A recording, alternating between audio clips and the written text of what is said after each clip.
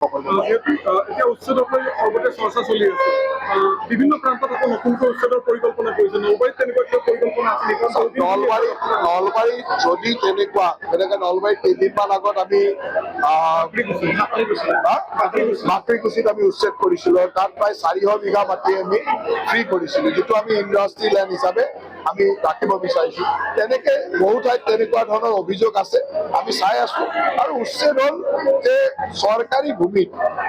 যিসকল আগ্ৰাসনকাৰী মানুহ যিসকলে আমাৰ সভ্যতা সংস্কৃতিৰ প্ৰতি ভাবুকি আনিব পাৰে তেনেকুৱা মানুহৰ উচ্ছেদ চলিয়ে থাকে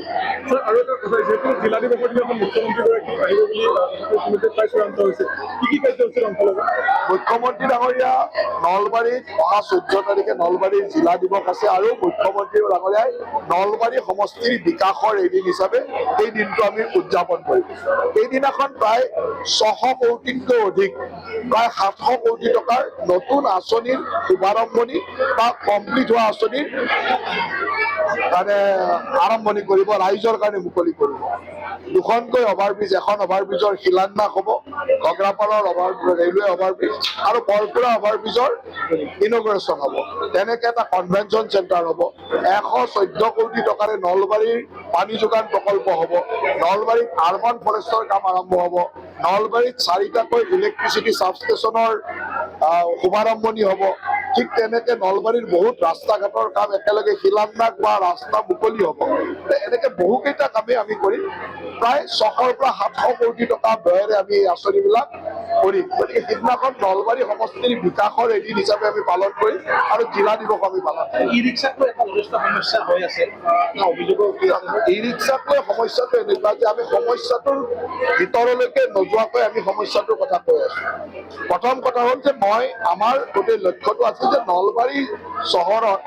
নলবাৰী জিলাৰ যিখিনি ই ৰিক্সা আছে সেইখিনি চলাত কোনো অসুবিধা নাই কিন্তু নলবাৰীত যদি গোৱালপাৰা ধুবুৰী বঙাইগাঁও বৰপেটা ইত্যাদিৰ পৰা ই ৰিক্সা চলে এইটো অসুবিধা আছে কাৰণ সেইসকল লোকে আহি ইয়াত ঘৰ ভাড়া ল'ব সেইসকল লোকে ডেমোগ্ৰাফি পৰিৱৰ্তন কৰিব ভৱিষ্যতলৈ শংকা আনিব সেইকাৰণে নলবাৰীত আমি বৰপেটা বঙাইগাঁও ধুবুৰী গোৱালপাৰা এই ধৰণৰ জেগাৰ পৰা যিবিলাক ই ৰিক্সা আহিছিল তেওঁলোকক আমি বন্ধ কৰি দিছো আৰু নলবাৰী জিলাৰ যিসকল ই ৰিক্সা আছে তেওঁলোকক আমি ৰেজিষ্ট্ৰেশ্যন কৰিব দিছো কাৰণ ৰেজিষ্ট্ৰেশ্যন কৰিলে ধৰা পৰিব আচলতে কোন নলবাৰী কোন বাহিৰত ৰেজিষ্ট্ৰেশ্যন কৰাসকলক আমি নলবাৰী চহৰৰ পেৰিফেৰিটোত মানে চহৰৰ মুখ্য ৰাস্তাকেইটাক বাদ দি চলিব দিছো নলবাৰী চহৰৰ এতিয়া NT ৰোড বা আমাৰ হাজো ৰোড বা এনেকুৱা যিকেইটা মুখ্য ৰাস্তা আছে সেই ৰাস্তাকেইটাত ই ৰিক্সা চলিলে একেবাৰে মানুহ চলিব নোৱাৰে তাতো আমি কেনেকে সকাহ দিব পাৰো সেই সম্পৰ্কে ই ৰিক্সা সন্থাৰ লগত আমি কথা পাতিছো কিন্তু নলবাৰীৰ জিলাৰ বাহিৰৰ ই ৰিক্সাসমূহ ইয়াত চলাব দিয়াৰ কোনো কথা আহিব নোৱাৰে সেইটো ক্ষেত্ৰত আমি অলপ কঠোৰ হমেই কাৰণ ইয়াত সেইটো কৰিব দিলে নলবাৰীৰ কেতিয়াবা ডেমোগ্ৰাফিয়ে চেঞ্জ কৰিব